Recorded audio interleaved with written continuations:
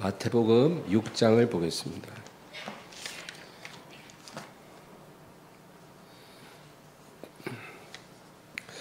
31절에서 34절 말씀을 다 같이 읽습니다.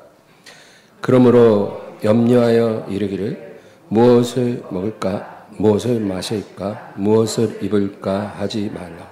이는 다 이방인들이 구하는 것이라. 너희 하늘 아버지께서 이 모든 것이 너희에게 있어야 할 줄을 아시느니라.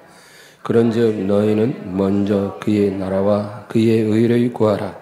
그리하면 이 모든 것을 너희에게 더하시리라. 그러므로 내일 일을 위하여 염려하지 말라. 내일 일은 내일이 염려할 것이요 한날의 괴로움은 그날로 족하니라. 아멘. 내일 일은 내일이 염려하게 하라. 이런 제목으로 말씀 나누겠습니다. 먼저 시편 1편 1절과 2절을 한번 보겠습니다. 복 있는 사람은 악인들의 꾀를 따르지 아니하며 죄인들의 길에 서지 아니하며 오만한 자들의 자리에 앉지 아니하고 오직 여호와의 율법을 주의 율법을 주야로 묵상하는도다. 아멘. 복 있는 사람, 예수님도 팔복으로 말씀을 하셨지만 시편 1편에는 복 있는 사람이 가져야 될 두 가지 중요한 조건에 대해서 말해줍니다.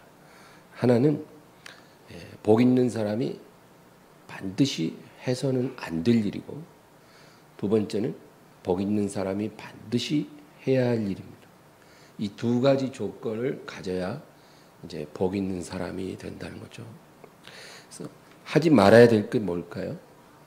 악인들의 꾀를 따르지 않고 죄인들의 길에 서지 않고 오만한 자의 자리에 앉지 말라는 것입니다. 그러니까 너 주변에 악인이나 죄인이나 오만한 자가 있을 때 그들과 함께 있지 말라는 것입니다. 사람을 우리가 잘 분별하고 지혜롭게 대해야 된다는 것을 말씀합니다. 악인의 꾀를 좇지 말라는 것은 그들의 꾀에 귀를 기울이지 말라는 것입니다. 어디 좋은 사업 아이템이 있고 어디 돈 벌 수 있는 좋은 방법이 있고 이런 말을 많이 하잖아요, 주변에서. 근데 악인들의 꾀에 귀를 기울이지 말아야 된다는 것입니다. 그다음에 죄인의 길에 서지 말라. 그것은 죄인들과 함께 다니지 말라는 것입니다. 그들과 부딪히지도 말라는 말은 아니에요. 우리가 만날 수도 있지만 그들과 어울려 다니지 말라는 것입니다. 그리고 오만한 자의 자리에 앉지 말라는 것은 오만한 자들과 이익을 나누지 말라는 것입니다. 이것이 복 있는 사람이 명심해야 될 첫 번째 요건이고요. 그 다음에 두 번째는 이제 2절이죠. 오직 여호와의 율법을 즐거워하여 그의 율법을 주야로 묵상하는도다. 복을 받는 사람은요, 하지 말아야 될 것도 있지만 꼭 해야 될 일이 있습니다. 그것이 뭐예요? 오직 여호와의 율법을 즐거워하여 그의 율법을 주야로 묵상하는 것입니다. 이게 하나님의 복을 받을 자에 반드시 있어야 될 요건입니다. 하나님의 말씀은 약속의 말씀이 있고 계명의 말씀이 있잖아요. 약속의 말씀은 믿는 것이고 계명의 말씀을 지키는 것입니다. 근데 여기서 여호와의 율법이라 그랬거든요. 그러니까 이것은 하나님의 말씀 중에서 계명의 말씀을 말합니다. 그러니까 하나님의 법입니다. 하나님의 규범, 하나님의 법, 이것을 즐거워하라는 거예요. 근데 여러분, 법을 좋아하는 사람은 별로 없잖아요. 법을 즐거워하는 사람은 없습니다. 왜냐하면 법이라는 것은 우리의 자유를 제약하는 거잖아요. 내가 마음대로 하고 싶어도 못 하잖아요. 법이 있으니까. 누가 법을 즐거워하냐고요. 즐겁지는 않지만 그래도 필요하니까 법을 지켜야 하는 거죠. 근데 복 있는 사람은 싫어도 법을 억지로 지키는 자가 아니고 법을 즐거워하는 사람입니다. 하나님의 율법을 즐거워하라는 것입니다. 그래서 주야로 묵상하라는 거예요. 여러분 싫은 거를 주야로 하는 사람은 없습니다. 자기가 싫으면 절대 그렇게 못해요. 근데 자기가 너무 좋은 거는 주야로 합니다. 아이들 게임하는 거 보세요. 주야로 합니다. 틈만 나면 하죠. 게임에 꽂혔어요. 너무 좋아요. 시간 가는 줄 몰라요. 그러니까 즐거워하니까 낮에도 하고 밤에도 하는 거예요. 근데 복 있는 사람은 하나님의 법을 그렇게 즐거워하라는 것입니다. 그래서 주야로 그 법을 묵상하라고 말씀합니다. 시편 119편이라고 여러분 한 번 읽기가 되게 어려워요. 엄청 길거든요. 근데 이 119편은요 종종 읽어야 되죠. 왜냐하면 그 시편 119편은 하나님의 법을 즐거워하지 않으면 절대로 그렇게 고백할 수가 없습니다. 하나님의 율법을 즐거워하는 사람의 고백이에요. 그 중에서 127절에서 131절까지만 읽어보겠습니다. 그러므로 내가 주의 계명들을 금 곧 순금보다 더 사랑하나이다. 그러므로 내가 범사의 모든 주의 법도들을 바르게 여기고 모든 거짓 행위를 미워하나이다. 주의 증거들은 놀라움으로 내 영혼이 이를 지키나이다. 주의 말씀을 열면 빛이 비추어 우두한 사람들을 깨닫게 하나이다. 내가 주의 계명들을 사모함으로 내가 입을 열고 헐떡였나이다. 예.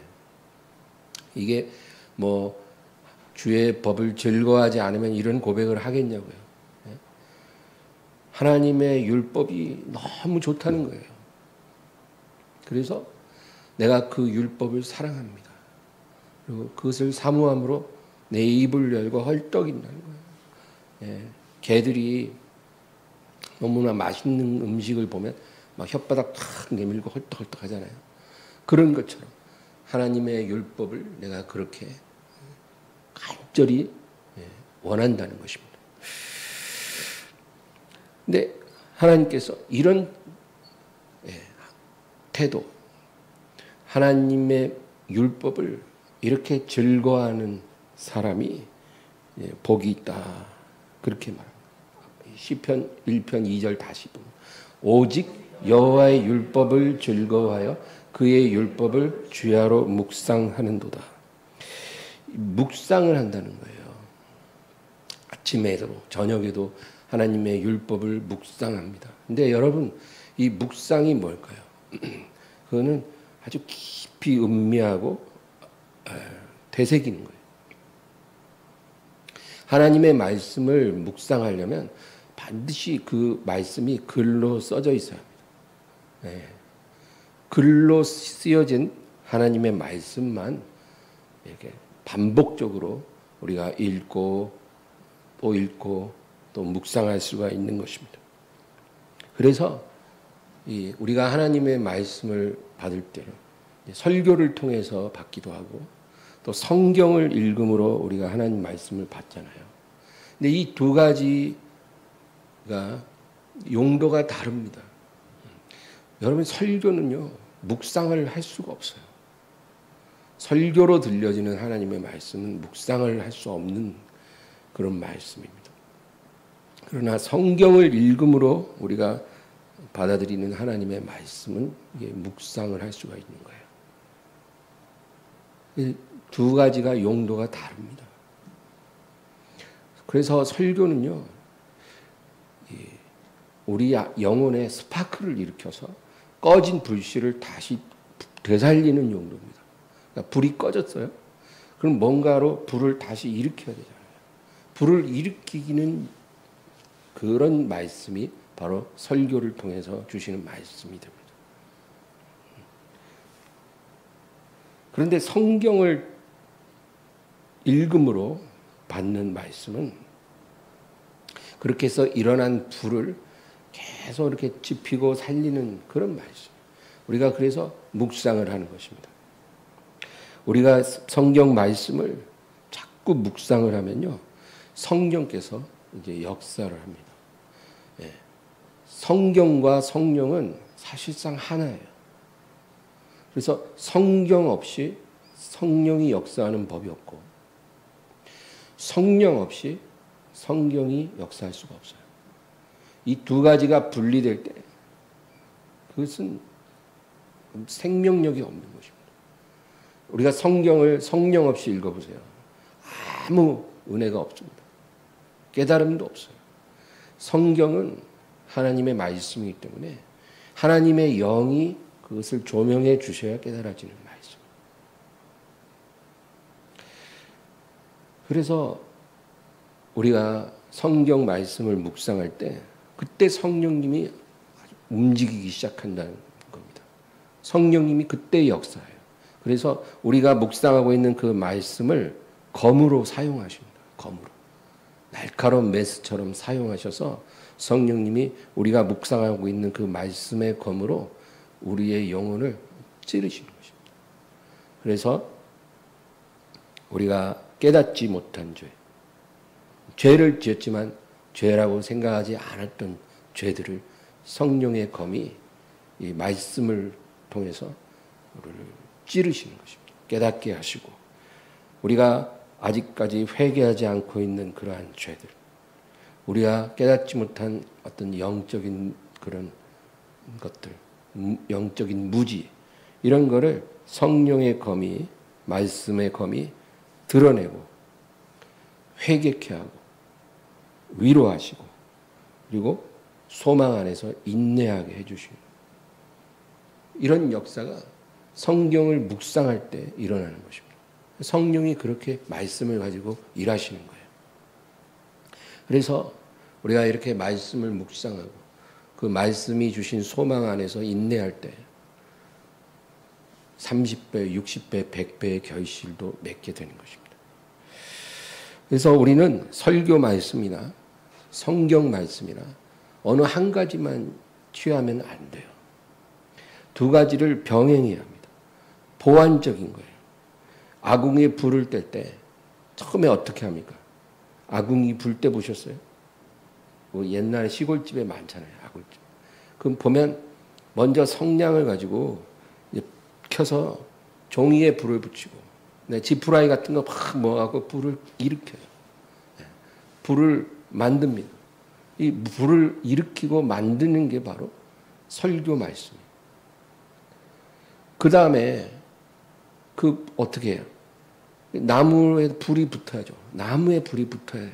밥도 짓고 집도 따뜻하게 하는 거예요. 나무에 불이 안 붙으면 아무 소용이 없어요.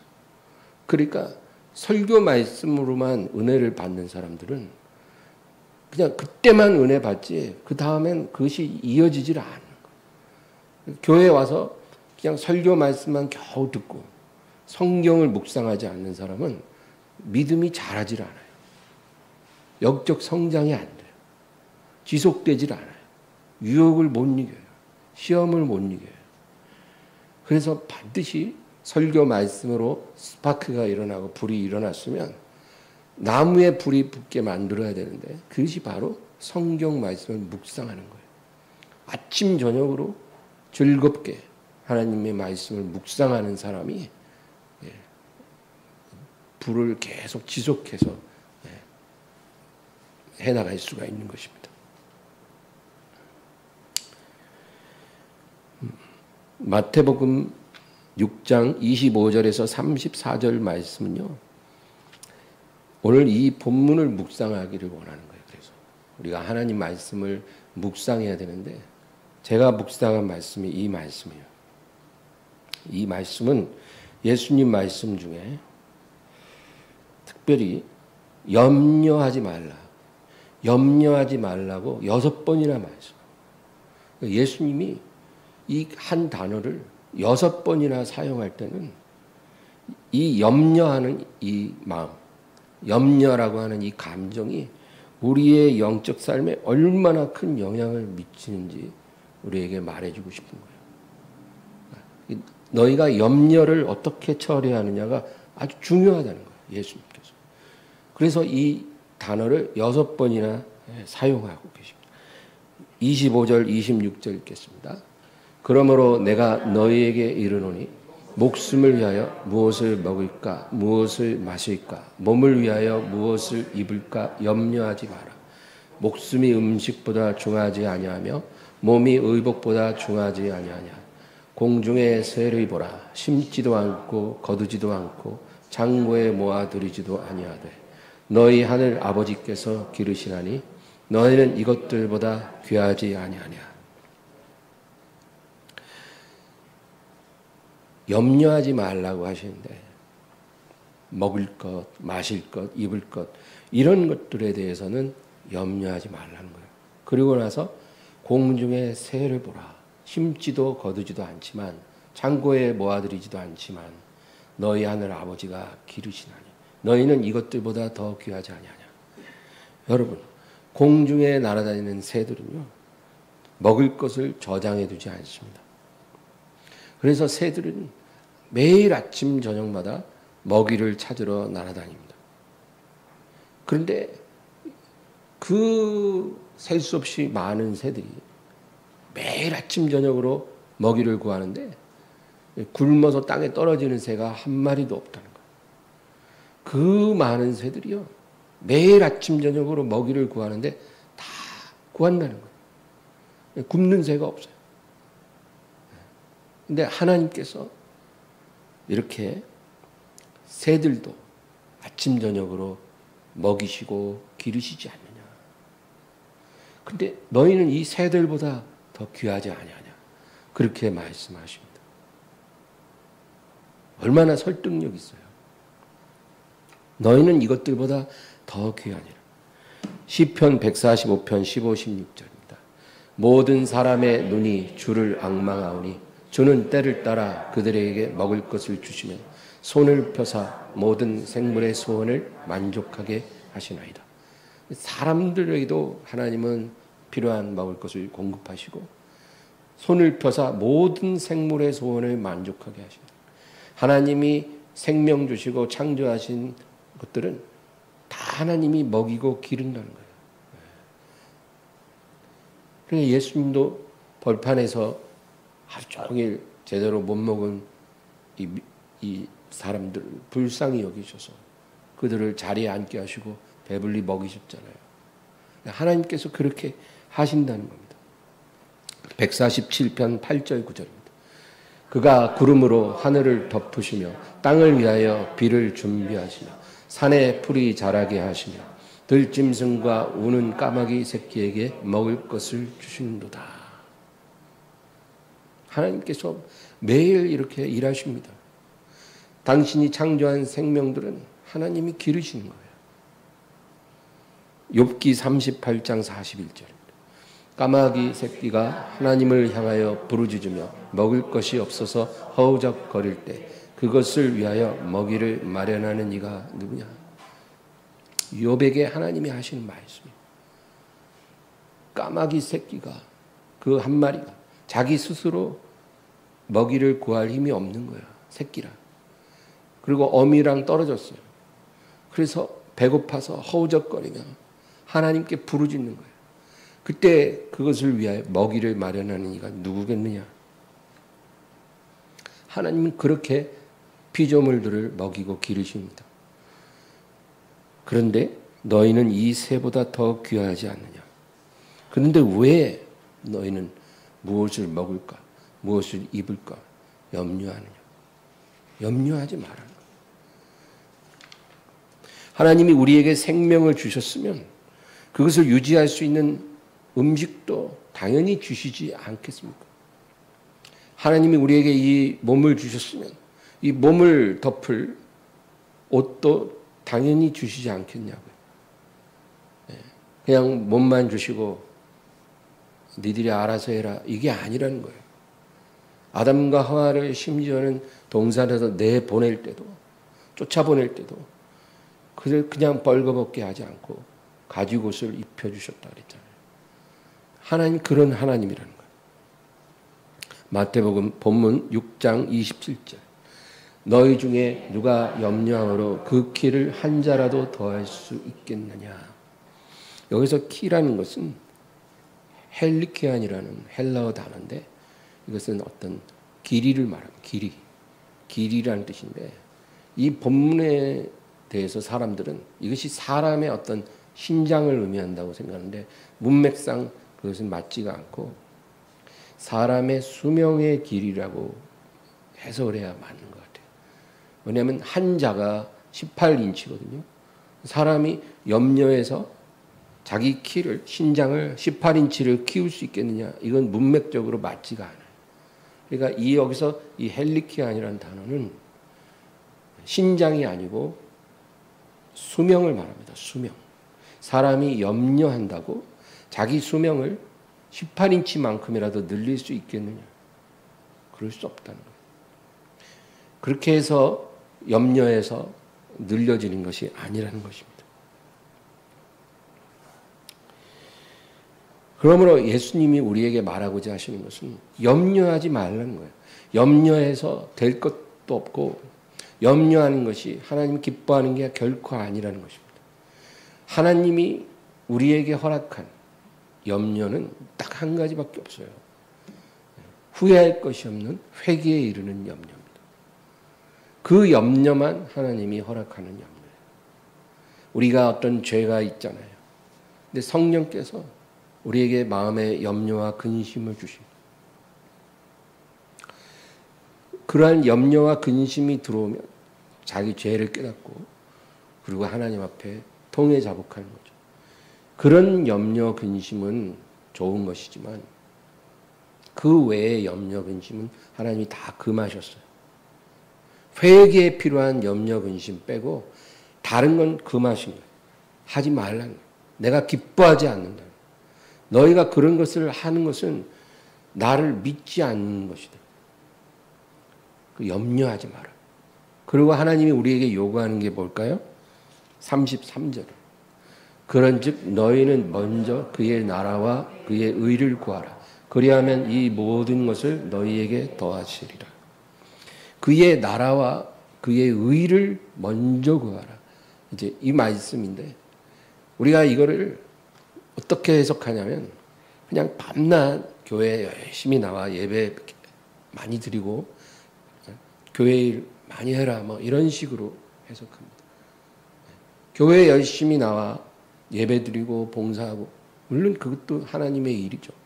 그러나 그것만을 말하는 게 결코 아닙니다. 그의 나라와 의를 구하라는 것은 매일매일의 너의 삶 속에 너에게 향한 하나님의 뜻을 우선적으로 중요하게 여기라는 너를 향한 너의 뜻이 아니라 하나님 뜻. 우리는 이제까지 내 뜻대로 살아왔잖아요.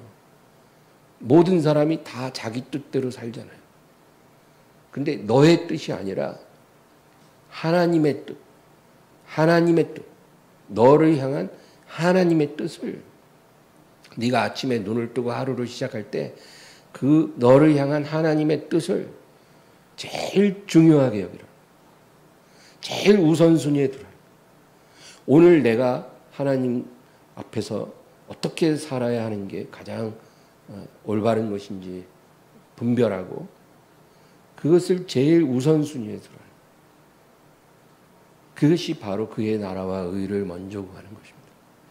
너희가 이렇게만 살면 너희가 염려하지 않는 것들 내가 다 해결해 준다는 거예요. 먹을 것, 입을 것, 이런 것들, 너희의 건강에 관한 것, 내가 다 공급하리라. 다 예비하리라. 구하지 않아도 그런 것들에 대해서 내가 다 준비하리라. 그렇게 말씀하십니다.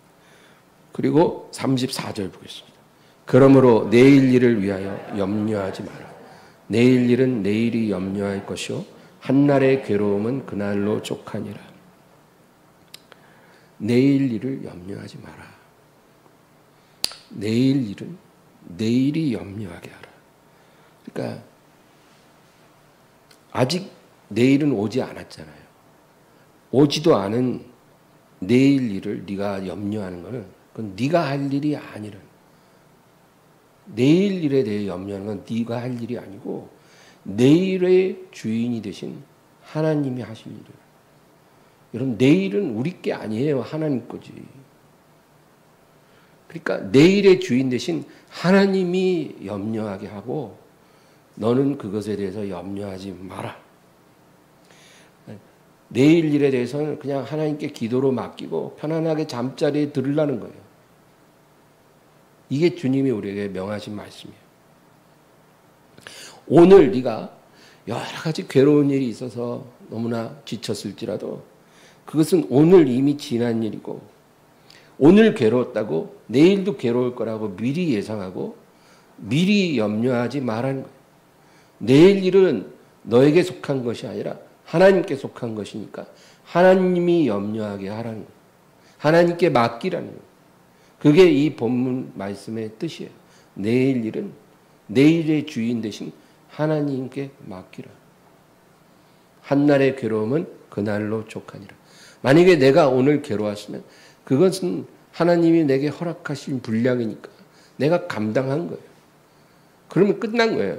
내일까지 미리 끌어와서 염려하고 모레일까지 끌어와서 염려하고 다음 달 것까지 끌어와서 염려하고 내년 것까지 끌어와서 염려하고 그러지 말라는 거예요. 그거는 하나님 기뻐하는 게 아니라 그렇게 살지 말라는 거예요. 하나님 자녀들.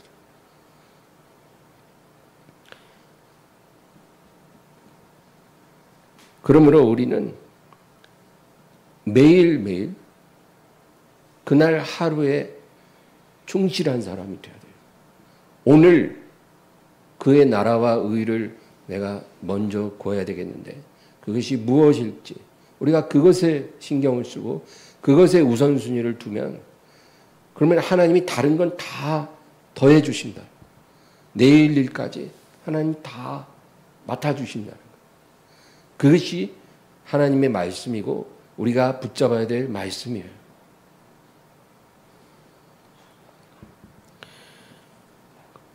그러므로 여러분 매일 당한 일을 최선을 다하시기 바랍니다.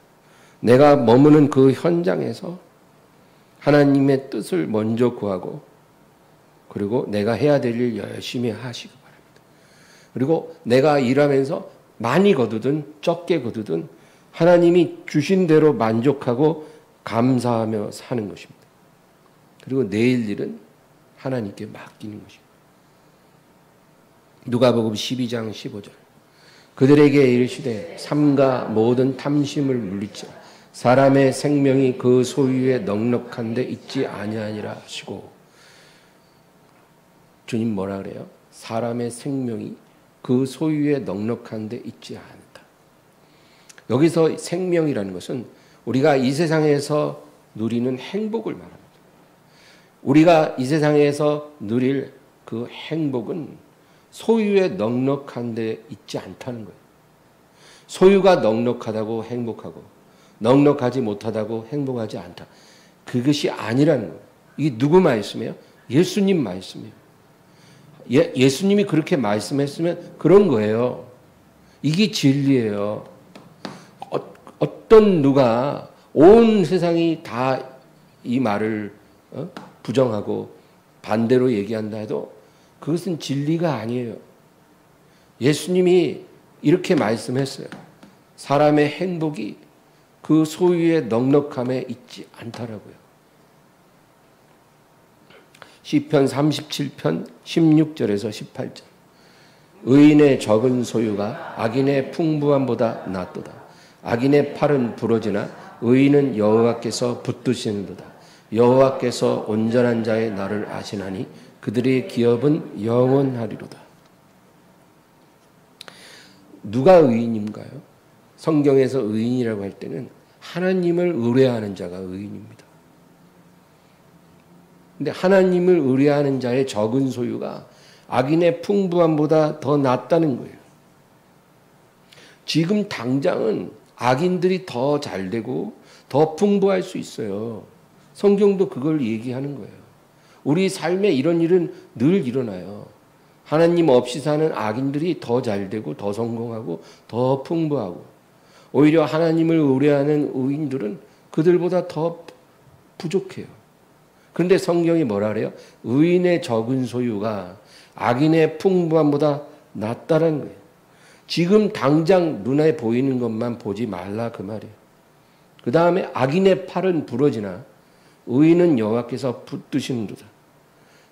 악인의 팔이 부러지는 날이 오는 거예요. 그 악인의 능한 팔이 부러지는 날 의인은 하나님께서 붙잡아 주신다 그 말입니다. 이런 날이 반드시 온다고 성경이 말하는 거예요. 올지 안 올지 모르는 게 아니라 반드시 그런 날이 온다는 거예요. 하나님 말씀이에요. 여호와께서 온전한 자의 날을 아시나니 그들의 기업은 영원하리로다. 하나님이 의인들에게 예비한 그 보상의 날이 바로 온전한 자의 날이에요. 그 날이 곧 다가온다는 거예요. 악인들이 무너질 때, 그때 온전한 자의 날은 다가올 것입니다. 하나님만 의뢰하고 그의 나라와 의를 매일매일 먼저 구하고 더 중요히 여기고 더 우선시한 의인들이, 악인들은 그렇게 안 살거든요. 절대로 그렇게 안 살아요. 악인들은 눈 뜨면 오늘 나의 기쁨을 위해, 나의 행복을 위해 내가 무엇을 할까 그걸 생각합니다. 그게 악인이에요. 근데 의인들은 그렇지 않거든요. 눈 뜨면 오늘 나를 향한 하나님의 뜻이 무엇입니까? 내가 그것을 가장 중요히 여기며 하루를 살게 하소서. 이렇게 기도하고 살아갑니다. 바로 이러한 사람들에게 하나님이 보응하시는 날이 온전한 자의 날이에요. 그들의 기업은 영원하리라. 그러므로 하나님께서 우리에게 말씀하신 게 그겁니다. 너희는 내일 일을 염려하지 마라. 그리고 먹을 것, 마실 것, 입을 것, 그리고 너희의 건강, 너희의 수명도 너희는 염려하지 마라. 이런 염려는 이방인들이 하는 것이다. 이방인들. 하나님이 없는 사람들이 이런 염려를 하는 거지, 너희 하나님의 자녀는 그런 염려를 해서는 안 된다.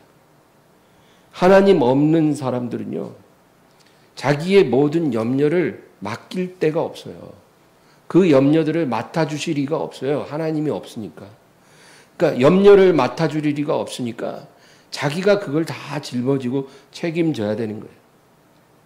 자기 먹을 것, 자기 가족 먹을 것 다 자기가 예비해야 되고, 마실 것도 준비해야 되고, 입을 것도 자기가 다 마련해야 되고, 내일 어떤 일이 일어날지 그거를 대비하는 것도 자기가 다 대비해야 돼요.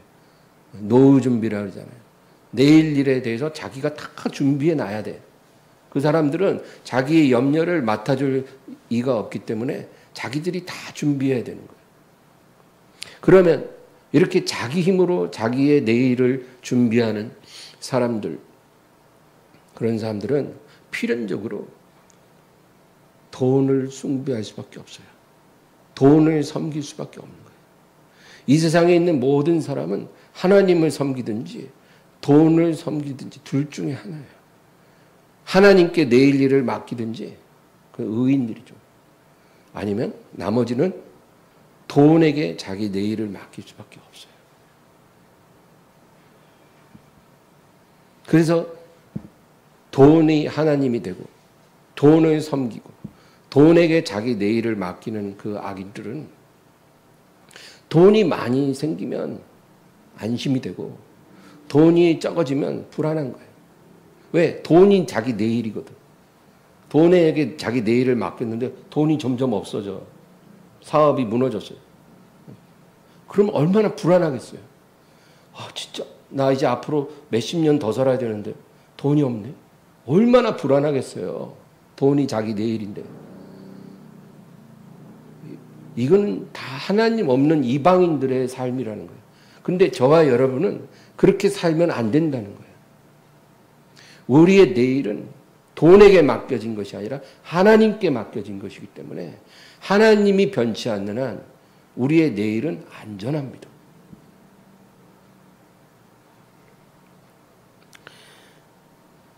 시편 37편 39, 40절 읽고 마치겠습니다. 의인들의 구원은 여호와부터 오나니 그는 환난 때 그들의 요새이시로다. 여호와께서 그들을 도와 건지시되 악인들에게서 건져 구원하심은 그를 의지한 까닭이로다. 지금은 몰라요. 지금은 오히려 참 이해할 수 없는 그런 뭐랄까 불공평이 있는 것 같이 보여요. 그래서 의인들의 소유는 적고 악인들의 소유는 많아 보여요. 마치 성경에 어떤 표현이냐면 악인들은 마치 그 자리에 무성한 나무와 같다. 잎이 무성한 그런 나무와 같이 악인들이 무성하다는 거예요. 창대하다는 거예요. 그러나 그것이 오래가지 못하는 것입니다. 환란이 다가와서 그 가지가 다 부러지고 나무가 거센 태풍에 쓰러지는 날이 오는 거예요. 그럴 때 하나님께서 의인들은 건져 구원해 주신다. 그 환란에서 하나님이 구해 주시는 거예요. 이것은 그들이 그를 의지한 까닭이라는 거예요. 하나님을 여러분의 피난처로 삼고 하나님을 의뢰할 바위로 삼으시기 바랍니다. 이것이 하나님 자녀가 사는 방법이에요. 돈이 많다고 안심하지도 말고 돈이 적어진다고 불안해하지도 말고 하나님께 뿌리를 내리고 소망을 두고 사시기를 주의 이름으로 축원합니다. 하나님 아버지 감사합니다. 오늘 주님께서 저희들을 붙잡아 주시옵소서. 하나님의 말씀이 뿌리 내리게 하시고 하나님의 말씀을 주야로 묵상하는 저희들이 되게 하여 주시옵소서. 복 있는 사람은 악인과 죄인과 오만한 자와 그들의 꾀에 귀 기울이지 않고 그들과 동행하지 않고 그들과 이익을 나누지 않는 자라 했습니다.